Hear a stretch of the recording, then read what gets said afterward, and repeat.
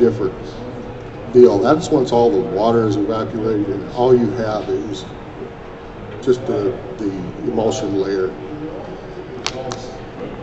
or asphalt layer, I'm sorry. Boy, those didn't turn out very well, did they? Sorry about that. The biggest benefit to applying tack is the improvement in the deflection in the pavement. What you're seeing here on the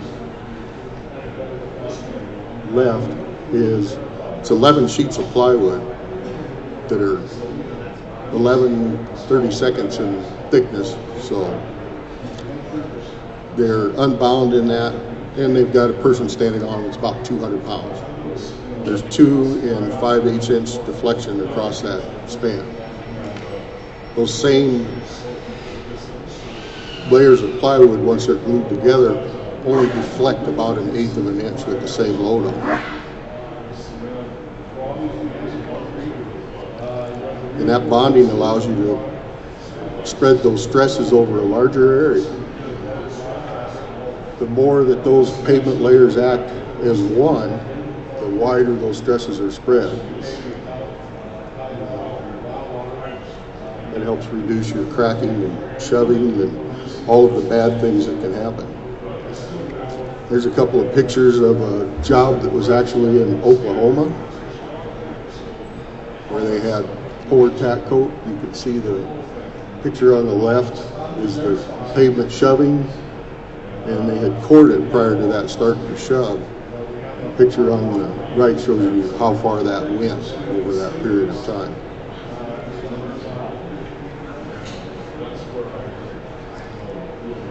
You also see a lot of longitudinal cracking. Typically this will start happening as that tack gets picked up in the wheel pass. That's where all your construction equipment is running, is in the wheel pass. So that area ends up unbonded,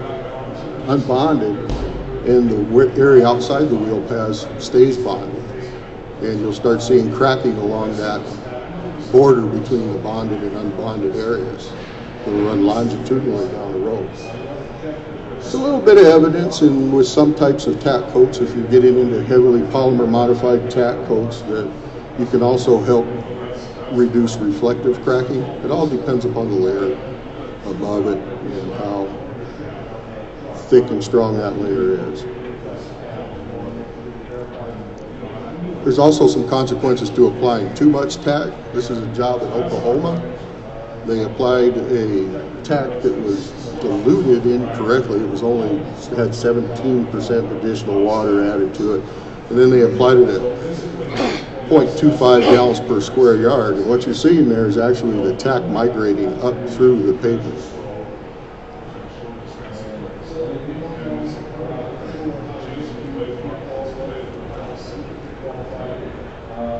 And why we want a good bond is, some of the research that we've had has shown that even a small loss in bond strength can greatly reduce the fatigue life of the pavement. You're looking here at a 10% bond can result in a 50% loss in fatigue life. No bond at all, you're at 60% loss of fatigue life. And when you think about it, the cost of tack is really very small in the overall cost of the pavements. You're looking at 0.1 to 0.2% of the project total cost on average, and about 1 to 2.5% of the pavement cost. Mill and overlays, that cost stays, still fairly small compared to the overall cost of the project. 1 to 2% on the project cost and 1 to 2.5% on the total pavement cost. But if that pavement fails, you can have anywhere from 30 to 100%. I mean, if you have a total failure on that layer, the only way to remedy is to pick it up and start over again.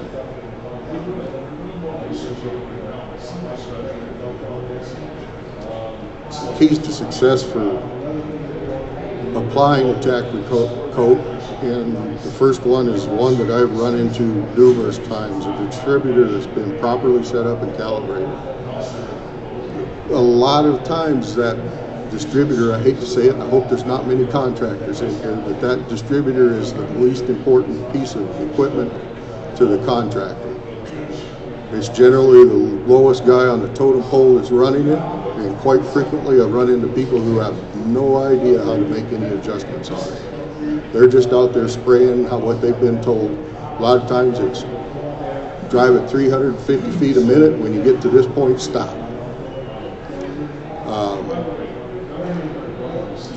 I can't emphasize enough about having a good quality distributor and have it set up and calibrated properly. You also need a clean and dry roadway. You know, a small coating of dust can prevent adhesion of that tack coat to the roadway itself. Same way with water.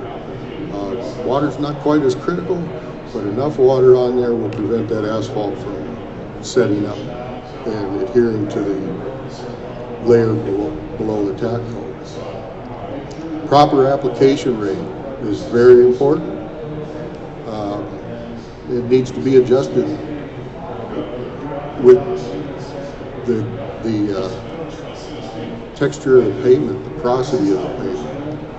If a lot of that tack ends up going down into a highly porous pavement, or if there's a lot of pocking on it, and it all sits down in the low spots in the pavement, you don't have anything up on the high spots in the pavement, you're not going to achieve a proper bond. Getting a good quality of emulsion, you know, doing your work there, collecting samples and make sure that you're getting what you asked for, and then knowing the residual content of that asphalt and the dilution rate. Without those two factors, you can't get the proper application rate. You're just guessing. And then good traffic control on uncovered tacks is very important too. That'll, you know, a little bit of traffic could go a long ways in taking that tack coat right off the road and putting it in places you don't want.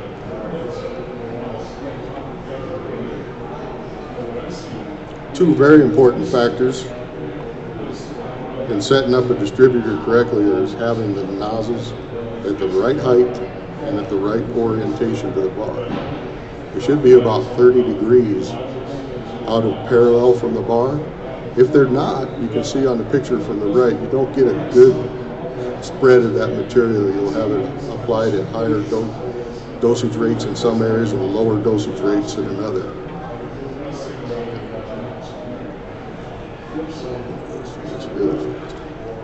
Nozzle selection. If you've got improper nozzles or worn out nozzles in your distributor, you're going to have a hard time getting a nice even spray.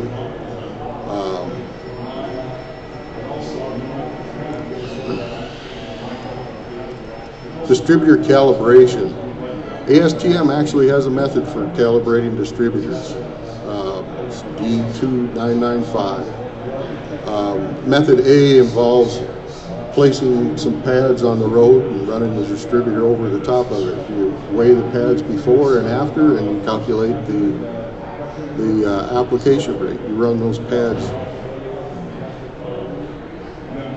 across the road and with the road to determine the proper application. Method B, slightly more complex, is you put a jug underneath every nozzle, run it for a preset amount of time, and then measure how much each nozzle delivered. Now this is really a good method to make sure that all of your nozzles are delivering the same amount. That you got a good even pressure on your bar and you're distributing the tack coat evenly across the roadway.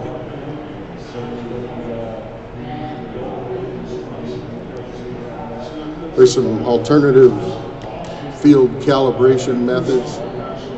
You could go by volume, by simply measuring the volume in the distributor before you start. Record the emulsion temperature, spray the tack over a known area. Measure the volume in the distributor again and correct it for temperature. You could calculate that application rate then by just taking 9 tons of gallons applied divided by the width times the length of the application area. That'll give you the gallons per square yard. Or you can do it by weight, which is really tough. I'll see this done sometimes in people's yards if they have a scale available. company I worked for prior to this ran distributors, and this is the way we actually did our distributors. We would spray them in the yard, weigh them before and after, and then calculate by weight what we were applying.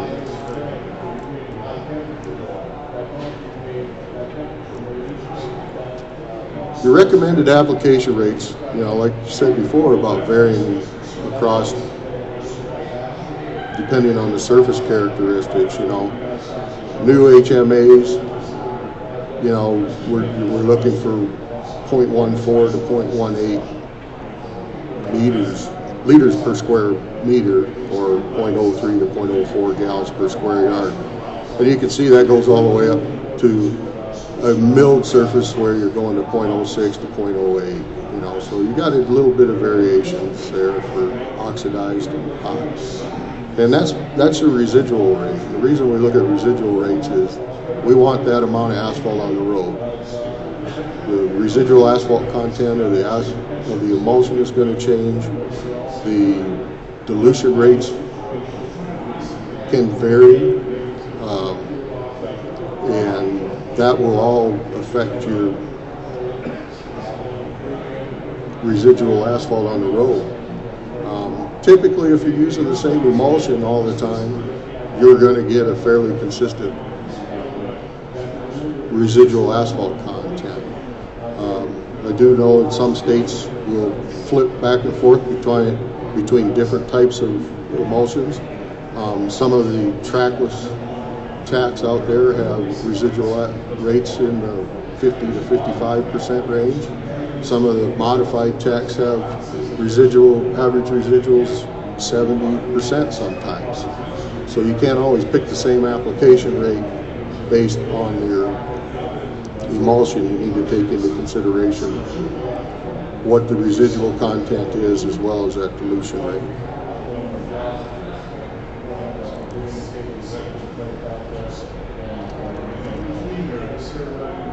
So how do we determine that application rate to get a residual based on the dilution? It's a very simple calculation that just takes the residual application that you're looking for and divides it by the residual asphalt content of the emulsion being applied. Then you divide that by the dilution rate divided by 100. There's an example up here that just uses a 60% residual asphalt emulsion diluted 50%. You can see that comes up to 1.66 gallons per square yard of diluted emulsion applied. One thing to keep in mind with this formula is that 50% dilution rate is the amount of the original emulsion, not the amount of water added into it. So if you went with a 30% dilution rate, instead of plugging 30% into that calculation, you plug 70% into it.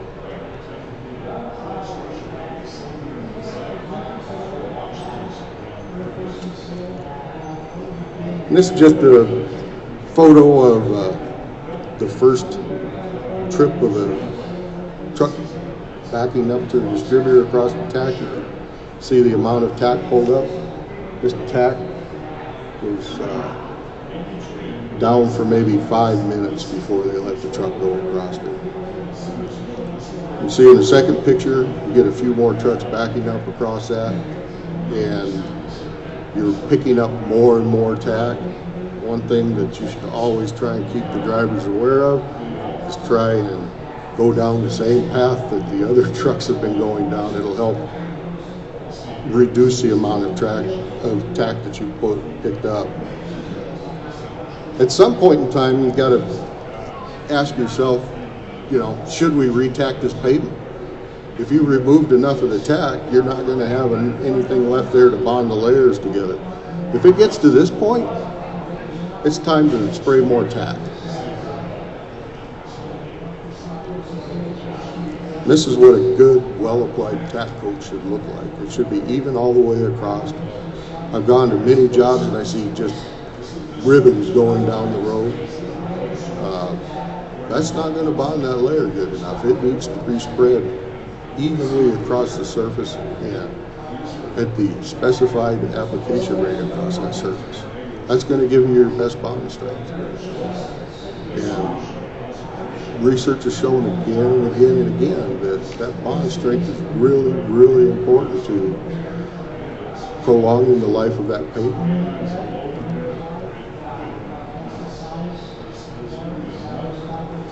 Here's a few quick resources if you're looking at, learning more about tack coats or how they're applied. Some of the Asphalt Institute resources are, fairly good. There's a workshop actually coming up that the Asphalt Institute is doing in Utah this coming year, I believe. That is a very good workshop. It's a 4-hour workshop that they put on. That's pretty in-depth, goes through a lot of information about applying tack coats as well as a lot of information about handling the emulsions. One thing to really keep in mind with emulsions too, I don't know what Utah specifically does for diluted emulsions in the field, but field dilutions of emulsions in general is not a good idea. You can't always be assured that water is going to be compatible with the emulsion that's in it. And if you're leaving it up to the contractor, you may find him out there with a hose in a ditch filling up his distributor. Suspended solids, organic materials can break that emulsion very quickly. Once it's started to break, you're never going to get it to apply well. A couple other good things to remember, keep in mind is, storage of that emulsion. If there's going to be long-term storage in there, it should be between 120 and 160, about what you're going to apply it at. If it's for more than a day or two, it should actually be stirred or agitated. You pump a little bit in the tank, out of the tank, and pump it back in, and that'll even out that residual asphalt throughout the emulsion. Give you an example of field dilution and residual asphalt contents in emulsions. A job in North Dakota that we actually got a penalty for, and we shipped one tanker load out there, and the tank was there for 3 days. The state sampled it on 3 successive days until it failed residual asphalt content. Contractor was extending the material. He was adding a little bit of water to it every night so he didn't have to order another tanker. Of course, during that whole project, he never varied his application rate to account for how much he was diluting it either. So by the last few loads out of there, we were down to like a 45% residual asphalt content. So he had diluted it quite a bit. But there's a lot of resources out there on the internet. The NCHRP Report 712 is a pretty comprehensive overview if you're interested in it. Does anybody have any questions on tack coats?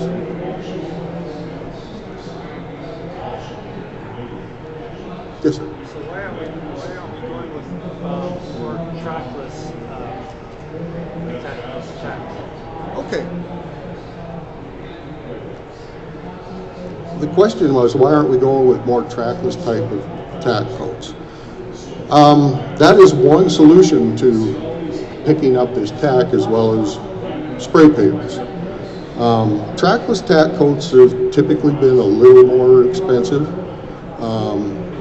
What generally happens, most of the tack coat in a project doesn't tend to be a pay item in most states. You got a hard time convincing the contractor to pay extra for an incidental item. Some areas of the United States, trackless tack coats are used widely.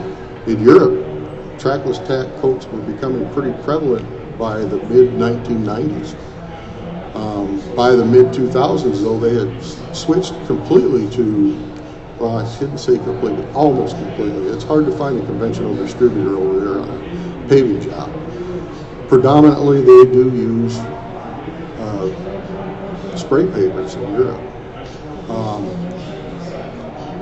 The majority of the trackless tack coats out there are really hard pen.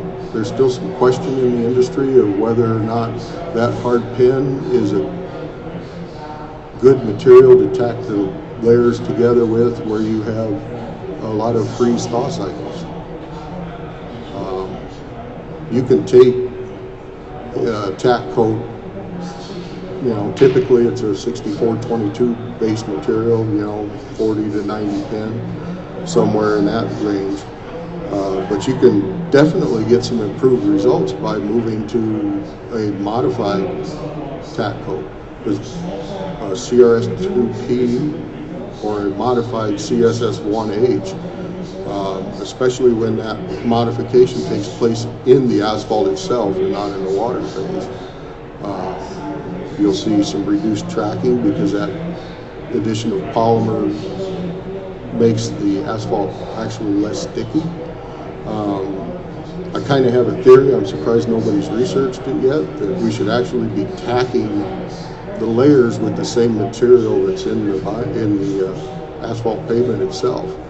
That's going to give you the same properties as far as thermal expansion and contraction as the pavement. When we're applying tack coats that are significantly harder or significantly softer than the pavement, I personally believe that it gives us a little bit more room for debonding. So, in short, the cost of trackless tack has kind of been a hindrance. Is there any other questions?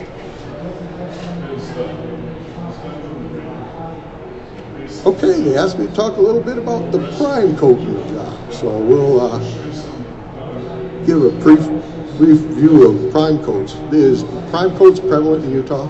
Do you guys use a lot of prime coats? I get a yes and I get a no, so it must vary across the state.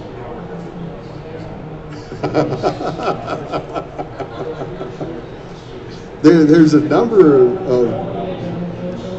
of states that have gone away from prime coats completely, a number of areas in the country that have gone away from them. Typically they've been medium cure cutback asphalts, and if you're in a non-attainment area, they don't really like you putting that solvents out there. And also, if you're getting out of my presentation here, a little ahead of myself, but there's been a renewed interest with some of the better performing emulsified prime coats that are coming out on the market now. They're still finicky. You've got to make sure that they're designed to work with the aggregates that you're using, but you can get a decent coat, or you can change the way that you apply your prime coats to make better use of emulsified primes. And I'm sure we all know what a prime coat is. It's just basically the same thing as a tack coat. We're putting a little bit of asphalt down on an aggregate base, trying to improve the characteristics of that base so it adheres to the pavement layers above more readily. Applying a prime coat helps reduce the permeability of the base, intrusion of water, and it helps prevent lateral movement across the unbound base during paving. Do you guys do much base stabilization here? You use concrete fly ash, anything like that? If you run into that area, sometimes those pavements become so impermeable that you can't even get an MC30 to penetrate them. I actually saw one job in South Dakota that it was raining cats and dogs out, and the water didn't even penetrate the base.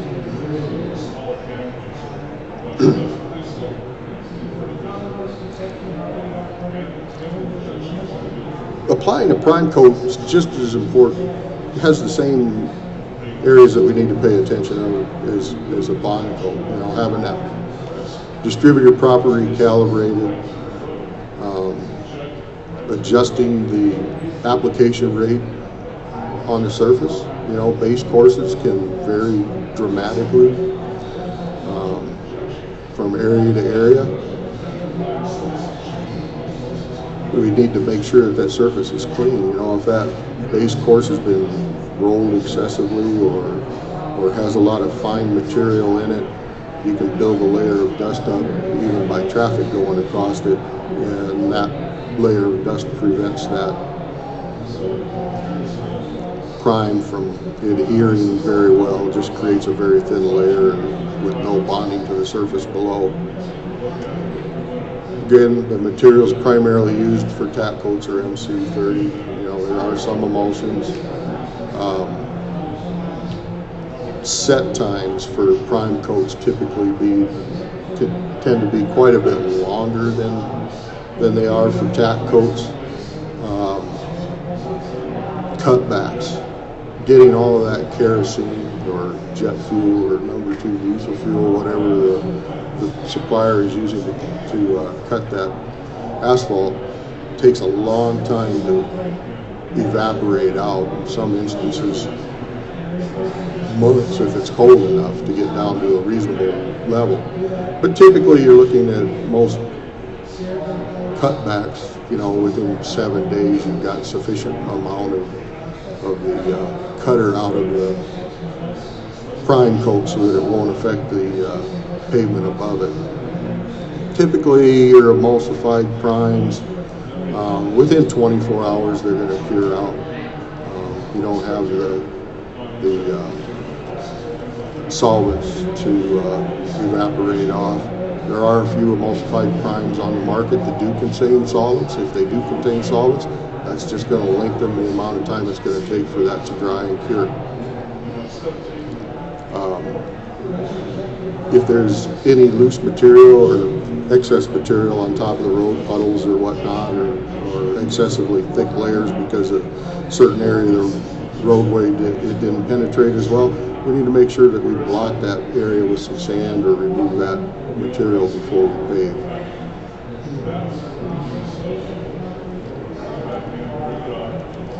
Doing a prime coat design involves the selection of the appropriate priming process, the binder type, and the application rate. It's all dependent on the location of the construction, whether you're in a non-attainment area or the potentials of runoffs into streams or lakes. You don't want to apply something with a little bit of rain is going to put either some fuel or some emulsion into a lake.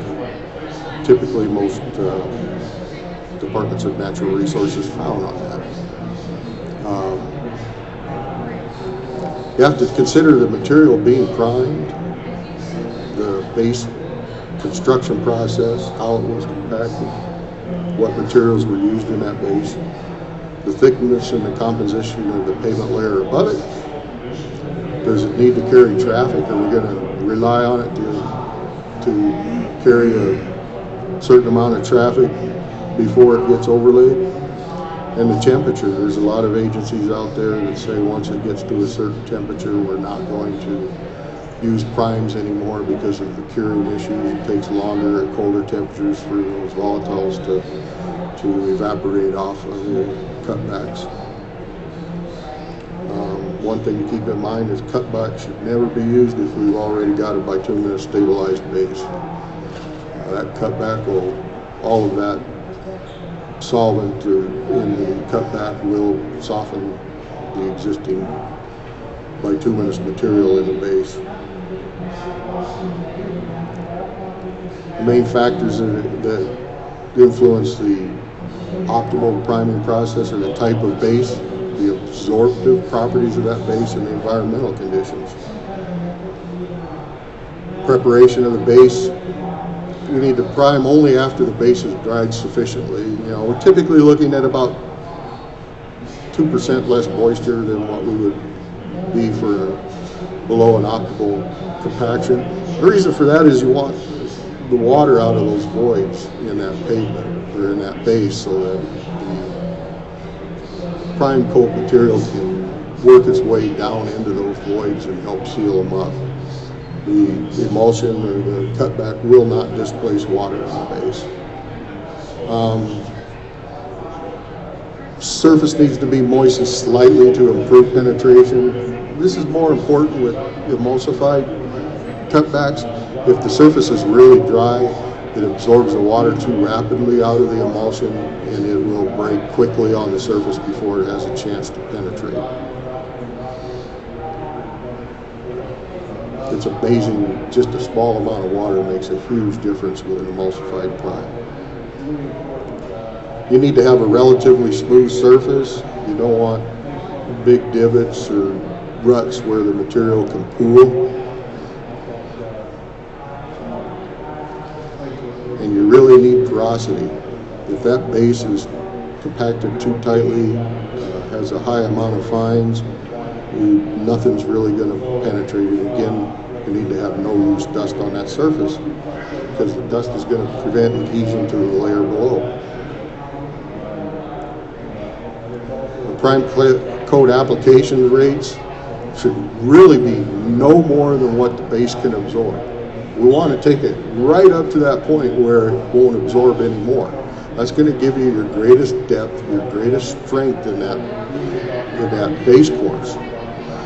We should just leave behind a very thin film at the surface so that there's a little bit of extra asphalt there to help fill the voids in the pavement above it that we're putting down. And we should adjust this as well, just like we did with a tack coat for consideration of the binder. We use the same formula that we used in tack coats to determine what the residual content of the prime coat would be. In the case of cutbacks, you use that formula as well to determine what your residual asphalt content is going to be once you've evaporated the solvent out of it. You just replace the percent of the cutter in there, probably reduce it by a little bit depending on how long you're going to leave it out there. If you're going to leave it out there for a week, you could probably reduce it. Figure you're going to lose 50 to 60% in a week of normal summertime weather conditions of that cutter stock out of that. So if your cutter stock is 30%, figure in your calculation roughly 15 to 20% lost before you're going to pave it. If you're going to pave it earlier, which you really shouldn't do, but if you decide to do it, you need to consider that and go closer to the actual percent of cutter in the cutback before you when you calculate your residual asphalt content.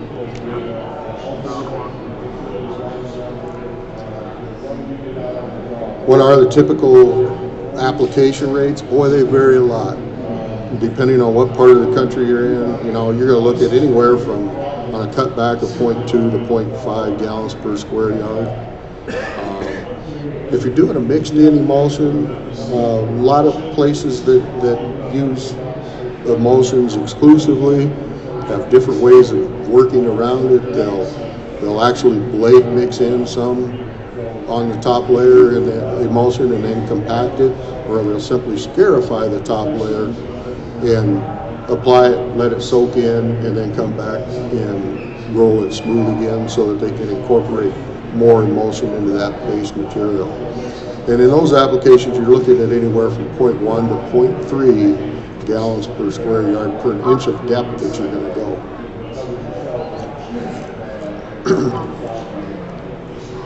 And again, you need to apply no more than that base can accept in 24 hours.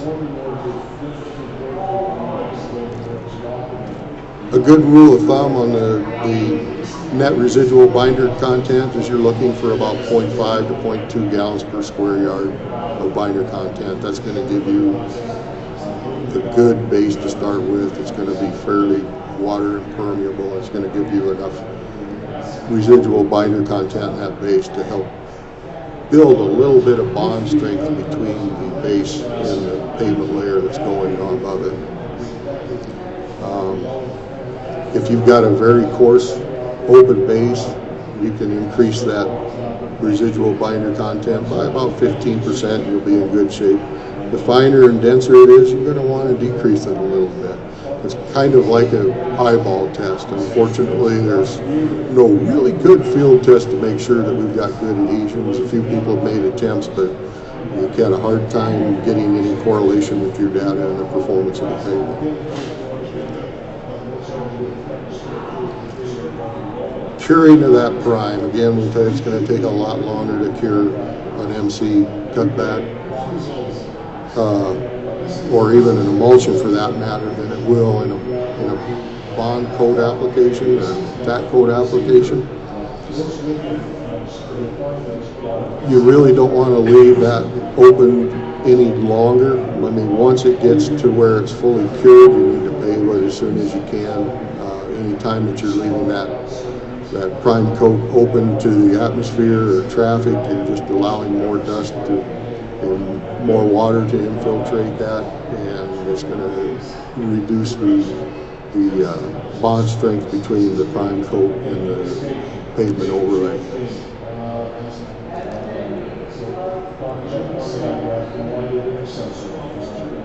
And again, if you're using an MC, if you're not allowing that to cure out completely before it is, it will soften the pavement layer above it.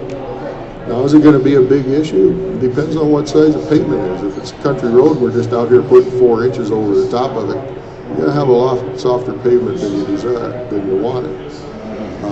You know, if you've got multiple layers above it, it may not be quite as much of an issue. That solvent will eventually break down and evaporate off. It'll just take a lot longer.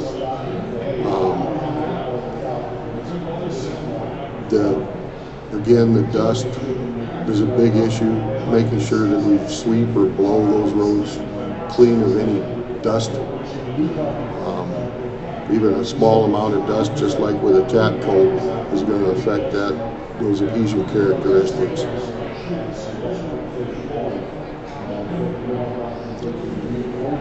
If you run into areas where you're having poor penetration on a prime, one of the biggest causes of that is excess rolling, excess water during those rolling periods. That just acts just like a sieve, and it pumps all the fines to the top of the road, gives you a very dense surface, and all of your larger rocks end up down at the bottom. It's hard to get anything to penetrate that. When you don't get that penetration, you're just going to have a lot weaker interlayer strength. And the same thing, you know, anytime we have higher fines contents, a good general rule of thumb is if you're 5% minus number 325 sieve, you're going to have poor adhesion and poor penetration into that base. Granular is best. Be prying. That's quick, down, dirty. Anybody got any questions? A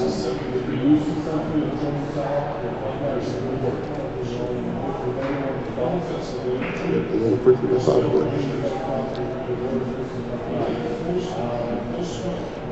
Well, I appreciate your time, and I hope it was a little bit informative. Thank you, Guy. Should we just take a minute and talk about what we do in our state? That'd be great. I'd like to. Okay. We just recently modified our 2748 prime coat tack coat specification, and in there we added a couple columns. In fact, Russ, you're right here. You're part of the reason that we did that. It was confusing. We had an example in there. We listed a 1-to-1 and a 2-to-1 emulsion, and then we talked about how they're diluted. And that first number is actually the emulsion number, and the second number is always the water. And in the example that was in our specification, we had to flip the other way around.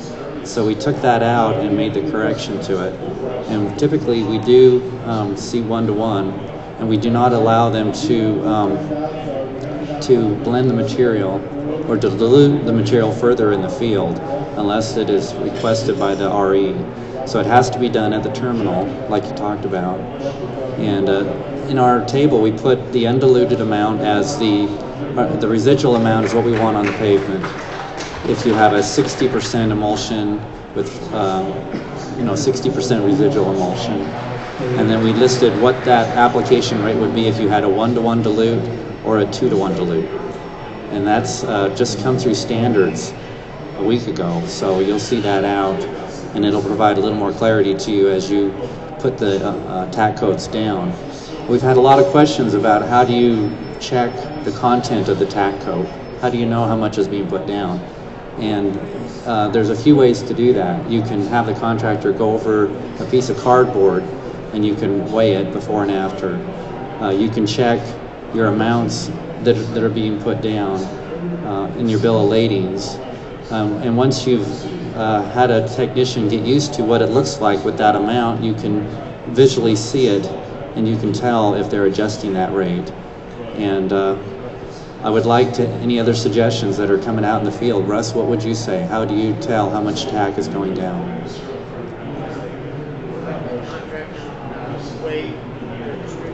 They weigh the distributor truck, like Guy mentioned, is one way to do it, before and after. And I've actually seen an engineer in the field take a look at the bill of lading, get a wheel out and drive down the road and mark where that should end. that's a very good way to do it also. Okay. Any other questions or comments? Okay, thank you, Guy. Thank you.